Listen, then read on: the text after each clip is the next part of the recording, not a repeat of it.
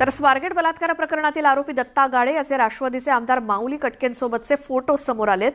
गाडे कटकेंचा कार्यकर्ता म्हणून परिसरात आरोपी मिरवत होता अशी माहिती मिळाली आहे। कटकेंसोबत दत्ताचे अनेक फोटो समोर आलेत, मात्र दत्ता गाडे हा आपला कार्यकर्ता नव्हता असं माऊली कटकेंनी म्हटलंय।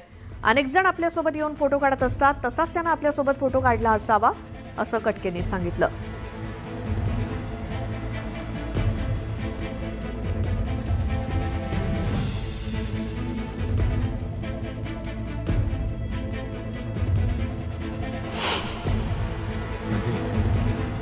ज्या आरोपीने गुन्हास्पद असं त्या ठिकाणी काम केलंय, असा आरोपी ताबडतोब पोलिसांना शोधणं गरजेचं आहे।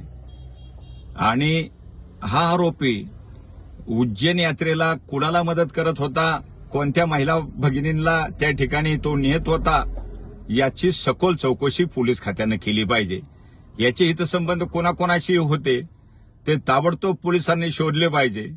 याचे मोबाईल ताब्यात घेणं किंवा उज्जैनला ज्या वेळेला तो गेला ते सगळं रेकॉर्ड मागणं, असे अनेक जण ह्या उज्जैनच्या यात्रेमध्ये सहभागी झालेले होते आणि त्यातला हा एक आरोपी आहे।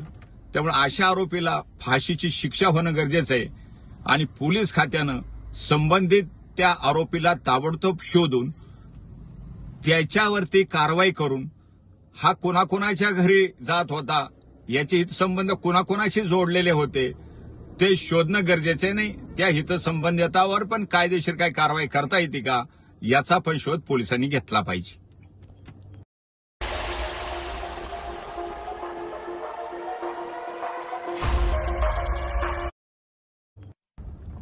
काल स्वारगेट या ठिकाणी जी दुर्घटना घडली ती अतिशय दुर्दैवी आणि क्लेशदायक अशी ही घटना आहे।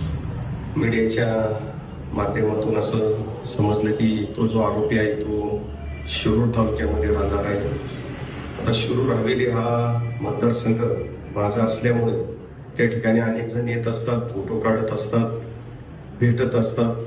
त्याच्यामुळे अशा कुठल्याही प्रकारच्या व्यक्तीशी आपला कुठल्याही प्रकारचा त्या ठिकाणी संबंध नाही। मतदारसंघातली लोक असतील किंवा मतदारसंघाच्या बाहेरची लोक असतील, अशी लोक लोकप्रतिनिधी म्हणून दिवसभर भेटत असतात, फोटो काढत असतात। परंतु जी घटना घडली ती अतिशय क्लेशदायक आणि दुर्दैवी आहे आणि अशा या विकृती असलेल्या व्यक्तीला निश्चितपणे फाशीची शिक्षा झाली पाहिजे। फास्ट ट्रॅकवरती तीच घेऊन निश्चितपणे त्या ठिकाणी लवकरात लवकर न्याय मिळाला पाहिजे, अशी या ठिकाणी आमची भूमिका आहे।